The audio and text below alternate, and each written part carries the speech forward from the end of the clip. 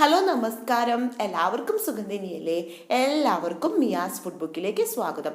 ഇന്ന് പെട്ടെന്ന് തന്നെ ഒരു 15-20 മിനിറ്റ് കൊണ്ട് ഉണ്ടാക്കിയെടുക്കാൻ പറ്റുന്ന ഒരു ഉച്ചയൂൺ റെസിപ്പിയാണ്. അപ്പം നോയമ്പെടുക്കുന്ന കുറേ പേരുണ്ടാവും, അവർക്ക് ഉപകാരപ്പെടുന്ന ഒരു റെസിപ്പിയും കൂടിയാണ്. അപ്പം നമുക്ക് എങ്ങനെയാണ് ഈ ഉച്ചയൂണ് ഉണ്ടാക്കിയെന്ന് നോക്കിയാലോ?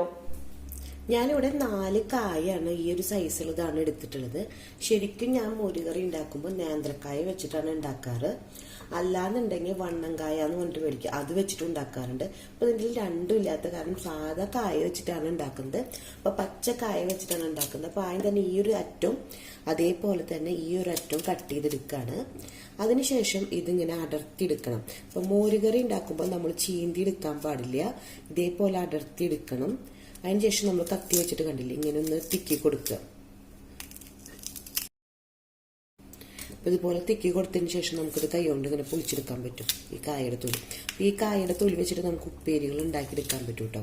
അപ്പൊ ഈ പയർ കറിയൊക്കെ, പയർ ഉപ്പേരി അല്ലെങ്കിൽ മുതിരപ്പേരിയൊക്കെ വെക്കുമ്പോൾ ഈ കായത്തൊലിയും കൂടി അരിഞ്ഞിട്ടിട്ട് ഞങ്ങൾ ഉപ്പേരി വെക്കാറുണ്ട്. അപ്പൊ അത് ഞാൻ വേറെ ദിവസം വെക്കാൻ വേണ്ടിയിട്ട് ഞാൻ ഇത് നീക്കി വെക്കാണ്. ഇതിൽ ഫുള്ളായിട്ട് തന്നെ തൊലി അടർത്തി എടുത്തിട്ടുണ്ട്. അതിനുശേഷം ഞാൻ എന്താ ചെയ്യാൻ പോകുന്നത് വെച്ചിട്ടുണ്ടെങ്കിൽ നടൊന്ന് കട്ട് ചെയ്ത് കൊടുക്കണം. പാത്രത്തിൽ വെള്ളം ഒഴിച്ചിട്ടുണ്ട്, അതിലേക്കാണ് കട്ട് ചെയ്ത് എടുത്തിട്ടുള്ള കായ ഇട്ട് കൊടുക്കാൻ പോകുന്നത്. ഇങ്ങനെ നടുവൊന്നും കൂടി കട്ട് ചെയ്യുന്നുണ്ട്. അപ്പൊ ഈ ഒരു സൈസിലാണ്, കണ്ടില്ലേ, ഈ ഒരു സൈസിലാണ് എടുക്കുന്നത്. അപ്പൊ ഞാൻ എല്ലാം ഇതിലേക്ക് കട്ട് ചെയ്തിടുകയാണ്. അപ്പൊ വെള്ളം ഇല്ലാത്ത പാത്രത്തിലേക്കാണ് ഇടുന്നതെന്നുണ്ടെങ്കിൽ കായയുടെ കറ വരും. അപ്പൊ അതിന്റെ കളർ ഒന്ന് മാറിയിട്ടൊരു കറ വന്നിട്ടൊരു ബ്ലാക്ക് കളർ പോലെയാവും കായയുടെ പുറത്ത്. അപ്പൊ അത് കാരണമാണ് വെള്ളത്തിലേക്ക് കട്ട് ചെയ്തിട്ട് ഇടുന്നത്. ഇതേപോലെ തന്നെ എല്ലാ കായും ഞാനൊന്ന് കട്ട് ചെയ്തെടുക്കാൻ പോവാണ്. അപ്പൊ ഞാൻ ഈ കായ നന്നായിട്ടൊന്ന് കഴുകിയെടുത്തതിന് ശേഷം വെള്ളം മാറ്റിയെടുത്തിട്ടുണ്ട്. ഇനി ഇതിലേക്ക് ആവശ്യമുള്ള മുളകും പൊടി നമുക്ക് ചേർത്ത് കൊടുക്കാം. അപ്പൊ ഞാൻ മുളകും പൊടി ഒരു 1/4 ടീസ്പൂൺ മുളകും പൊടി ചേർത്ത് കൊടുക്കുന്നുണ്ട്. അതേപോലെ തന്നെ ഒരു 1/4 ടീസ്പൂൺ മഞ്ഞൾപ്പൊടി, ആവശ്യത്തിനുള്ള ഉപ്പ്, കായ വേവിക്കാൻ ആവശ്യമുള്ള വെള്ളം 1/2 ഗ്ലാസ് വെള്ളമാണ് എടുത്തിട്ടുള്ളത്, അതും കൂടി ഇതിലേക്ക് ചേർത്ത് കൊടുക്കുന്നുണ്ട്. ഒരു തണ്ട് കറിവേപ്പിലയും 2 പച്ചമുളക് എടുത്തിട്ടുണ്ട്. അപ്പൊ പച്ചമുളക് ഒന്ന് കത്രിക വെച്ചിട്ട് ഒന്ന് കട്ട് ചെയ്ത് കൊടുക്കാണ്. ഇതൊന്ന് കൈ വെച്ചിട്ടൊന്ന് മിക്സ് ചെയ്ത് കൊടുക്കാം. സ്റ്റവ് ഓൺ ചെയ്തെടുക്കാം. മീഡിയം ടു ലോ ഫ്ലെയിമിൽ വെച്ചാൽ മതി. പെട്ടെന്ന് തന്നെ വെന്ത് വരാൻ വേണ്ടി നമുക്ക് മൂടിയും വെച്ച് കൊടുക്കാം.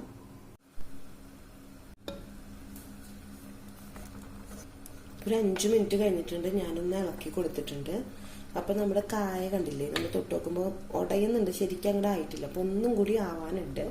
അപ്പൊ ഒരു 2-3 മിനിറ്റ് ആയി കഴിഞ്ഞാൽ നമ്മുടെ കായ വെന്ത് കിട്ടും. അപ്പൊ വീണ്ടും നമുക്ക് മൂടി വെച്ച് കൊടുക്കാം. ഒരു മിക്സിയുടെ ജാർ എടുത്തിട്ടുണ്ട്, അതിലേക്ക് ഒരു പിടി തേങ്ങയാണ് ഇട്ടിട്ടുള്ളത്. അതിലേക്ക് ഒരു 1/4 ടീസ്പൂൺ നല്ല ജീരകം കൂടി ചേർത്ത് കൊടുക്കാണ്. മിക്സിയിൽ ഇട്ടിട്ട് ഒന്ന് ചതച്ചെടുത്തിട്ട് വരാം. അപ്പൊ നല്ല ജീരകം എന്ന് പറയുമ്പോൾ കുമിൻ സീഡ്സ് ആണ് ഞാൻ യൂസ് ചെയ്തിട്ടുള്ളത്. അപ്പൊ ഒരു 1.5 ടേബിൾ സ്പൂൺ വെള്ളം തന്നെയാണ് ചേർത്ത് കൊടുത്തിട്ടുള്ളത്. ഇത് ഒഴിച്ചു കൊടുത്തതിന് ശേഷം ഒന്ന് അരച്ചെടുക്കട്ടെ. അപ്പൊ ഞാന് വെള്ളം കൂടിയും ചേർത്തിട്ട് അരച്ചെടുത്തിട്ടുണ്ട്. കായൊക്കെ വെന്ത് വന്നു തുടങ്ങിയിട്ടുണ്ട്. നമ്മൾ കായ ഒരെണ്ണെടുത്തിട്ട് കയ്യിൽ വെച്ചിട്ട് കണ്ടില്ല, ഇങ്ങനെ ആക്കുമ്പോൾ കണ്ടില്ല ഉടഞ്ഞു തുടങ്ങിയിട്ടുണ്ട്. ഇതാണ് നമ്മുടെ കായ വേവുന്ന ഒരു പാകം. ഇതിലേക്ക് നമ്മൾ അരച്ചെടുത്തിട്ടുള്ള മിക്സിയിൽ അരച്ചിട്ടുള്ള അരപ്പ് ഇതിലേക്ക് ചേർത്ത് കൊടുക്കാണ് ഈ ഒരു ടൈമില്. വലിയൊരു മുറിയുടെ ഒരു പകുതി ഞാൻ എടുത്തിട്ടുള്ളൂ. അപ്പൊ അത് വെച്ചിട്ട് തേങ്ങയും കൂടി ഇതിൽ അരച്ചത് ഒഴിച്ചിട്ടുണ്ട്. നന്നായി തിളച്ചു തുടങ്ങിയിട്ടുണ്ട്. അധികം പുളിയില്ലാത്ത തൈരാണ് ഇവിടെ എടുത്തിട്ടുള്ളത്. ഞാൻ കട്ട തൈരാണ്. അപ്പൊ അത് കാരണം തന്നെ ഒരു 1/2 കപ്പ് തൈര് എടുത്തിട്ടുണ്ട്. അതൊന്ന് മിക്സിയിൽ ജസ്റ്റ് ഒന്ന് ഓൺ ചെയ്ത് ഓഫ് ചെയ്ത് എടുക്കുകയാണ്. അപ്പൊ നമ്മൾ നേരത്തെ തേങ്ങ അരച്ച അതേ മിക്സിയുടെ ജാറിലേക്കാണ് ഇട്ട് കൊടുത്തിട്ടുള്ളത്. അപ്പൊ നമ്മൾ തേങ്ങയും കൂടിയും ചേർത്തിട്ട് നന്നായിട്ട് തിളച്ചൊന്ന് ഒരു 2-3 മിനിറ്റ് നന്നായി തിളച്ച് യോജിപ്പായി വന്നിട്ടുണ്ട്. ഈ ഒരു ടൈമില് സിമ്മിലേക്ക് ആക്കിയതിനു ശേഷം നമ്മൾ അരച്ചെടുത്തിട്ടുള്ള തൈര് ഇതിലേക്ക് ചേർത്ത് കൊടുക്കാണ്. തൈര് ഫുള്ളായിട്ട് തന്നെ ചേർത്ത് കൊടുത്തിട്ടുണ്ട്. 1/2 കപ്പ്. നന്നായിട്ടൊന്ന് ഇളക്കി കൊടുക്കാം. ഇപ്പൊ കണ്ടില്ലേ, ഇവിടെയൊക്കെ തള വന്ന് തുടങ്ങിയിട്ടുണ്ട്. ഈ ഒരു ടൈമിൽ സ്റ്റവ് ഓഫ് ചെയ്ത് കൊടുക്കാം. മോര് ഒഴിച്ചതിന് ശേഷം തിളപ്പിക്കണ്ടെന്ന് പറയുക. തള വരണോട് കൂടി ഓഫ് ചെയ്യണം, അല്ലാന്നുണ്ടെങ്കിൽ മോര് പിരിഞ്ഞു പോവും. അപ്പൊ ആദ്യം തന്നെ തേങ്ങ ഇട്ട് നന്നായി ഒന്ന് തിളച്ചു വരുമ്പോഴാണ് നമ്മൾ മോര് ഒഴിച്ചത്. മോര് ഒഴിച്ചതിന് ശേഷം തള വരണോട് കൂടിയിട്ട് തന്നെ ഓഫ് ചെയ്ത് കൊടുക്കാണ്. കടുക് പൊട്ടിക്കാൻ വേണ്ടിയിട്ട് ഇപ്പുറത്തൊരു പാൻ വെച്ചിട്ടുണ്ട്. അതിലേക്ക് ഒരു 2 ടീസ്പൂൺ ഓയിൽ ഒഴിച്ചിട്ടുണ്ട്. അപ്പൊ അതൊന്ന് ചൂടായി വരട്ടെ. ഇപ്പോൾ ഓയിൽ ചൂടാവാൻ വെച്ചിട്ടുണ്ട്. ഓയിൽ ചൂടായി വന്നപ്പോൾ ഇതിലേക്ക് ഒരു 1/2 ടീസ്പൂൺ കടുക് ഇട്ട് കൊടുക്കാണ്. ഇപ്പൊ കടുക് പൊട്ടി തുടങ്ങിയിട്ടുണ്ട്. കടുക് പൊട്ടി തുടങ്ങുന്ന ഒരു ടൈമില് 1/4 ടീസ്പൂൺ ഉലുവയും കൂടി ഇതിലേക്ക് ചേർത്ത് കൊടുക്കാണ്. ഉലുവയും പൊട്ടി കഴിഞ്ഞ് അതിലേക്ക് ഒരു 3 വറ്റൽമുളക് കട്ട് ചെയ്തതും 2 തണ്ട് കറി ലീവ്സ് എടുത്തിട്ടുണ്ട്. കഴിഞ്ഞിട്ടുണ്ട് ഇതിലേക്ക് വറ്റൽമുളകും കറിവേപ്പിലും ചേർത്ത് കൊടുക്കാണ്.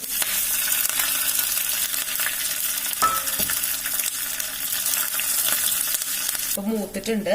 അപ്പൊ പൊട്ടിയത് നിന്നിട്ടുണ്ട്. ഇതിലേക്ക് ഒരു നുള്ള് മഞ്ഞൾപ്പൊടി കൂടി ചേർത്ത് കൊടുത്തതിന് ശേഷം സ്റ്റൗ ഓഫ് ചെയ്തെടുക്കാണ്.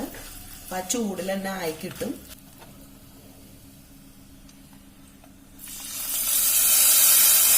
ഇപ്പൊ മോരുകറിയിലേക്ക് ഒഴിച്ചു കൊടുത്തിട്ടുണ്ട്. നമുക്കിതൊന്ന് ഇളക്കി കൊടുക്കാം. നമുക്കൊരു 2 മിനിറ്റ് ഒന്ന് മൂടി വെച്ച് കൊടുക്കാം. അപ്പൊ ആ ഒരു മണമൊക്കെ അതിലേക്ക് ഇറങ്ങി കിട്ടാൻ വേണ്ടിയിട്ടാണ് ഇതുപോലെ ചെയ്തെടുക്കുന്നത്. ഒരു 2 മിനിറ്റ് കഴിഞ്ഞിട്ടുണ്ട്. തുറന്നു കൊടുക്കാം. അപ്പൊ നമ്മുടെ മോരുകറി ഇതേ നല്ല റെഡി ആയിട്ടുണ്ട്. ഇപ്പൊ കാളൻ എന്ന് പറയുമ്പോൾ ഇത് തന്നെയാണ്. നമ്മൾ തേങ്ങ അരച്ചത് കുറച്ച് കൂടുതലും കൂടി ചേർത്തിട്ടുണ്ടെങ്കിൽ കുറച്ചുകൂടി കട്ടിക്കാളൻ പോലെ കിട്ടും. അപ്പൊ ഇത് ഞാൻ മോരുകറി ആയിട്ടാണ്. അപ്പൊ ഈ ഒരു കട്ടിയിലാണ് ഞാൻ എടുക്കുക. കുറച്ച് കട്ടിയിൽ തന്നെ വേണം ഹസ്ബൻഡിന് മോരുകറി. അപ്പൊ അത് കാരണം തന്നെ ഞാൻ കുറച്ച് കട്ടിയിൽ തന്നെ എടുത്തിട്ടുള്ളത്. അതുപോലെ തന്നെ ഉപ്പേരി വെക്കാൻ വേണ്ടിയിട്ട് ഞാൻ അമരക്കായാണ് എടുത്തുള്ളത്. അപ്പൊ അതിന്റെ ഈ ഒരു സൈഡും കട്ട് ചെയ്ത് കളഞ്ഞിട്ടുണ്ട്. അപ്പൊ 2-3 എണ്ണം ഒരുമിച്ച് വെച്ചിട്ട് നമുക്ക് കുഞ്ഞിതാക്കി ഒന്ന് കട്ട് ചെയ്തെടുക്കാം.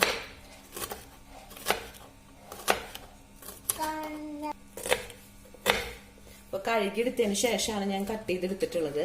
അതൊരു പ്ലേറ്റിലേക്ക് മാറ്റി കൊടുക്കാണ്.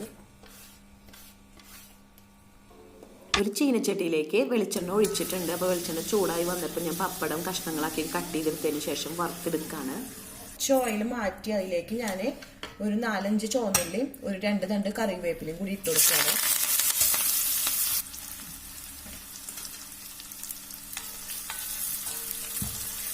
ഈ ഒരു ടൈമിൽ അമരക്കായയിലേക്ക് ആവശ്യമുള്ള ഉപ്പ് ചേർത്ത് കൊടുക്കുന്നുണ്ട്.